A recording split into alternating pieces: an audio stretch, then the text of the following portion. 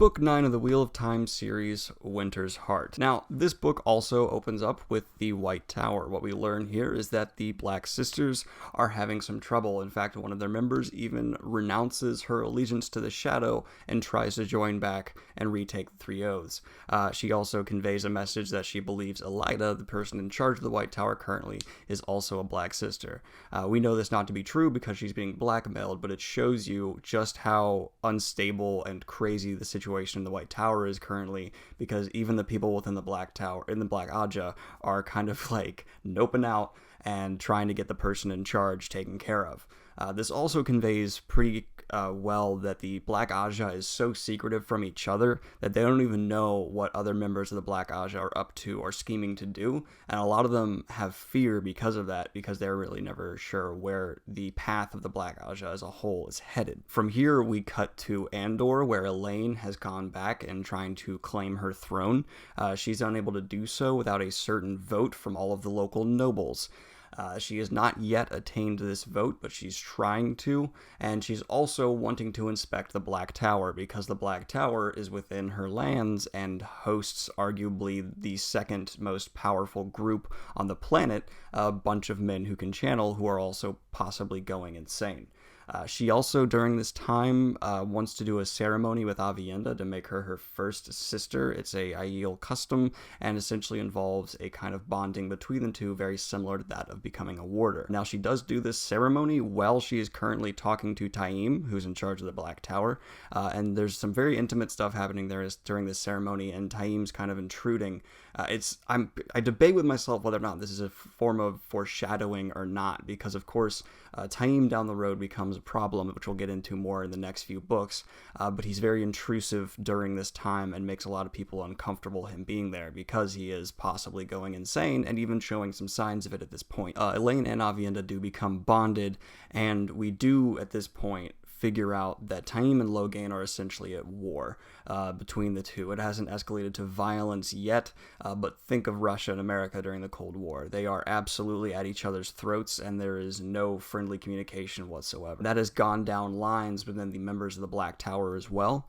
Each member has taken a side, and there is definitely Taim's inner clique and everyone else, and most of those people are loyal to Logain, but not all of them. From here, we're going to cut to Perrin. Last time we left with Perrin, his wife had just been kidnapped by the Shido. Perrin's not yet aware of this. He's still on his way back from the meeting with the Prophet. Once he gets back, though, the Prophet refuses to travel through gateways back to meet with Rand, because he considers it an evil thing that only the Dragon Reborn should do. He's that crazy and that religious. So Perrin reluctantly agrees to march back to Rand right when he finds out that Fail has been taken by the Shido. His priorities then entirely change. He's not going back to Rand, of course. He's going to go try to save his wife, and the Prophet agrees to help with him, and then turns around and agrees to actually go with Perrin through gateways to confront the Shido. This is one of the biggest mistakes in Wheel of Time, in my opinion, what comes next. Instead of an immediate confrontation or any kind of direct fight happening fairly quickly between Perrin's massive army and the Shido, there's a whole lot of waiting. In fact, about a book and a half. It doesn't happen quickly at all. It's just one of those things that keeps getting talked about without happening. Now, while Fail is being taken hostage by the Shido, she has a whole lot of stuff happen with her that I'm not going to get into any of it, because none of it becomes relevant to the rest of the series at all. Some of it's fairly interesting, and I wish I could get into it, but except for fleshing out her character a little more and showing us that can still channel at a very, very minor level, which doesn't really come into play again, nothing of substance really happens. I'm not really going to get into it because it's just not worth it. There's kind of a love interest between her and a member of the Aiel, but so I'm just going to move on beyond that. During this time, Rand has told Min and a few other people he plans on trying to cleanse Saidin and remove the Dark One's taint from it. But we don't really get much more information about that, and we actually cut back to Elaine. We know a dark friend that is near her, and he orchestrates a fake assassination attempt on her life.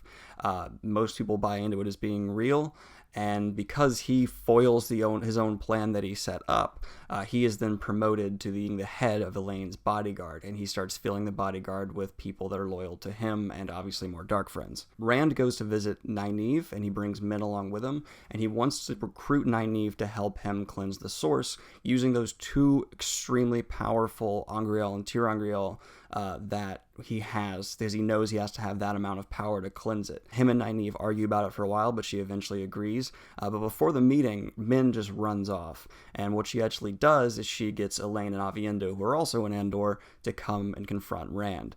There is a confrontation about this square love triangle thing that's formed, and they all pretty much admit they're okay with it. During that meeting, they also agree to all bond Rand as a warder, so they all have this now physical and emotional connection to him. All three women then immediately realize Rand is constantly in pain from the two injuries on his side. Such severe pain that even through the warder bond, all of them cannot believe Rand is standing up and not constantly just bent over. This kind of gives an insight into Rand himself and the amount of agony he's going through all the time. Even though we've been at Rand's perspective quite a bit, we can assume that even though we've been in his head, the fact that he's not constantly thinking about this tells us that he's just numb. This is a really good foreshadowing of what's coming to Rand. This kind of numb, just unfeeling person who's just marching towards what he thinks will be his death. So the next morning, Rand gets up, he grabs Min, Lan, and Nynaeve, and they head off to go and cleanse Sayadin.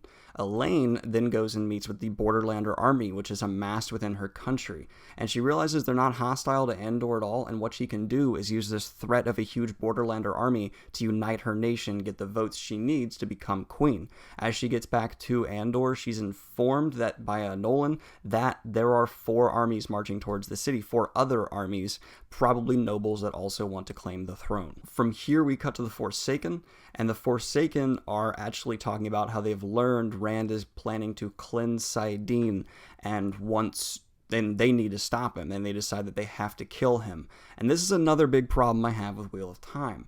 Were they not already trying that constantly? Was it not their sole mission to kill Rand?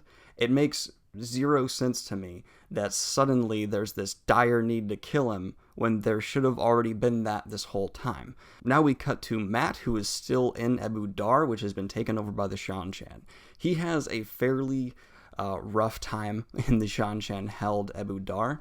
Not only is he in a relationship with the former queen, who is now still kind of in charge as a noble, but underneath the Shan-Chan, but this relationship is very abusive, and she's forcing Mat to do all kinds of things that are not consensual. During this time, Mat is constantly planning how to get out of Abu Dar. He plans to leave with a circus, and the party that he takes with him keeps growing and growing and growing. Mat actually during this time meets with the daughter of the Empress of the Shan-Chan, and this woman tries to buy Mat from the woman he's currently in a relationship, and then just buy his weapon if she can't get Mat. Fortunately for Mat, or unfortunately, I'm not really sure, the woman who is currently abusing him refuses to sell him and says he's too great to sell. During this time, Mat is also attacked by the Golem, which is the creature that's pretty much invulnerable to every form of attack. Because of his luck and actually just amazing skill, he's able to escape the attack. And afterward, it's time for Mat to escape the city. He takes the very large party he has amassed and decides to try to go ahead and escape with the circus. While he's leaving, he actually runs into the daughter of the Empress of the Shan-Chan and has to tie her up and take her hostage. He also learns from one of the people in his party that her official title is the Daughter of the Nine Moons, and back when Mat went through the doorway that told his future, it said he would marry the Daughter of the Nine Moons. Mat kind of freaks out and says, "That's my wife," 3 times. We later learned that that's actually the first half of a wedding ceremony that can actually make him married to someone. And if the Daughter of the Nine Moons also says that 3 times, they will actually be married, so he kind of screwed himself over there. From here, we cut to Rand with a really weird kind of side plot that I'm still not sure what the point of it was, but Rand goes to a city that we've never really heard much about before, and this city is built on a former Ogier steading, I believe, and actually channeling cannot happen there, so Rand cannot use his magic ability at all while he's there. He brings a couple people with him, and while he's there, he runs into Padan Fain. Now, Padan Fain, as we know, has this undeniable urge to kill Rand. During their confrontation, Rand's side burns and hurts. He can't channel to defend himself, but he does manage to fend off Fane. But because some people died during this fight, Rand is actually arrested by the local city guard, and he can't channel to just leave. So now he's taken to a prison. This is very strange because, once again, Rand's unbelievable power has been hyped up to us so much, but now we just see him taken prisoner and arrested. And I get that the author wants to keep humanizing Rand and make him seem like he is going up against insurmountable odds, but this felt unnecessary to me for a lot of reasons, and also it just felt really out of place. Having the Dragon Reborn arrested and just kind of taken to a prison, okay, but Nynaeve manages to get him out. She has a well of the one power on her that allows her to channel anywhere, even inside a place where she shouldn't be able to, because it is a actual pocket of the one power. So she's able to tap into that and display in front of the nobles that she can channel here, and if that they don't give Rand back to her, that she will give them hell to pay. And so they release Rand out of fear, and Nynaeve then later reveals that that demonstration she gave that she can't channel here was essentially everything she had in the well, which of course that's the case, because writing and plot and storytelling. From here, Rand and Nynaeve go off to finally cleanse the taint from saidin. They take a bunch of people with them who are going to create shields around them and protect them while they do this. They go to Shadar Logoth to perform the ceremony. I forget exactly why they chose this location. It might be a mixture of the fact that the Shadow's afraid of it, and like the taint kind of originates from there, and it's just a tainted city itself. They start performing the ceremony there, and they have a lot of people around them to protect them. Now the Forsaken themselves show up and try to stop them while this is happening. This includes people like Grandal, Demon Dread, Aginor. A big fight happens that Rand's not a part of because he's focusing on cleansing saidin. Now the reason the Forsaken knew this was happening right away was the amount Rand was channeling. It was felt around the world. Think of it like the Yellowstone volcano erupting. The entire world would hear that eruption. It's that, but with the one power. Everyone felt it to an amazingly powerful degree. And before, we've seen huge amounts of the one power used, like nuclear bomb level stuff. This is also equivalent to the Yellowstone explosion in the fact that it's many thousand times over that. It's many thousand nuclear warhead equivalent of one power being channeled. The reason I'm stressing this so much is it's talked about again and again and again throughout the next few books, and even really the rest of the series. Now, after this big fight is over, a few of people guarding Rand were dead. Unfortunately, I don't have time to really get into who they were or why they really mattered. Some of them kind of didn't, but Cadsuane and people like that all lived, and Rand and Nynaeve did successfully cleanse saidin. Now, Rand is completely exhausted by this process, and so is Nynaeve, to the point where they just both fall unconscious. Now we have an untainted half of the one power where now men can channel without going insane. And this is felt around the world as well. And so people put the two and two together, that this incredible amount of channeling cleansed this half of the true source.